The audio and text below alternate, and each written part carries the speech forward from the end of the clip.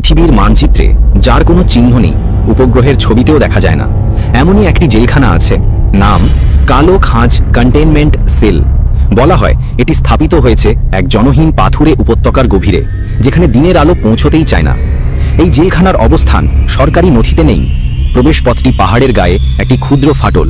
মানুষের চোখে সাধারণ গুহা মনে হবে, কিন্তু ভেতরে ঢুকলেই দেখা যায় শক্ত ইস্পাতের দরজা, যা খোলা যায় কেবল একটি বিশেষ কম্পাঙ্কযুক্ত শব্দে, যে শব্দ তৈরি করতে পারে মাত্র 3 জন বিশেষ অফিসার। তাদের মুখমণ্ডল কেউ কখনো দেখেনি। এই জেলে কারা বন্দী তা কেউ জানে না। শুধু জানা যায় তারা সাধারণ অপরাধী নয়, তারা এমন লোক যাদের পৃথিবীর অস্তিত্বের জন্য বিপজ্জনক মনে করা হয়েছে। অনেকে বলে তাদের ক্ষমতা আছে মানুষের মন পড়ার, অমানবিক শক্তি ব্যবহার করার, কিংবা এমন গোপন তথ্য জানার যা বিশ্ব ব্যবস্থাকে ধ্বংস করতে পারে। দেওয়ালের অদ্ভুত আচরণ। কালো খাঁজ জেলখানার দেওয়াল নাকি নড়াচড়া করে। হ্যাঁ, দেয়াল যেন শ্বাস নেয়, সংকুচিত হয়, প্রসারিত হয়। রাতের বেলা শোনা যায় হালকা গুঞ্জন, যেন পাথরের ভেতরে অজস্র কণ্ঠ আটক। গবেষকেরা বলে দেওয়ালের ভেতরে এমন এক ধরনের শোষণ শক্তি আছে যা বন্দীদের শক্তি, স্মৃতি, এমনকি মানসিক স্থিরতাও ধীরে ধীরে ছিঁড়ে ফেলে। আলো অন্ধকারের খেলায় বন্দীদের পাগল করে তোলা হয়। এখানে আলো জ্বলে মাত্র দিনে 10 মিনিট, বাকি সময় পুরো জেলখানা ডুবে থাকে গভীর অন্ধকারে। এমন অন্ধকার যা চোখে দেখা যায় না, মনে প্রবেশ করে।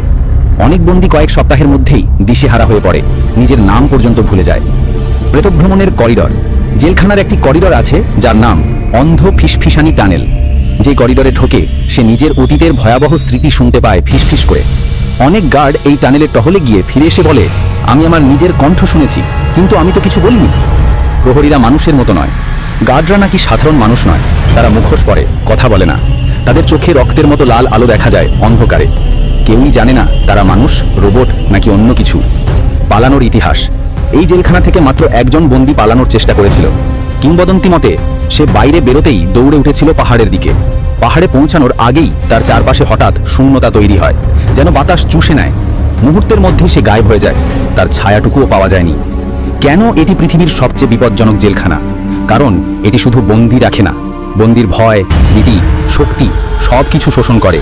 এখানে কারোর নাম নেই, কারোর পরিচয় নেই, কারোর অস্তিত্বের প্রমাণ নেই। এখানে বন্দীরা বাঁচে না, ধীরে ধীরে মিলিয়ে যায়।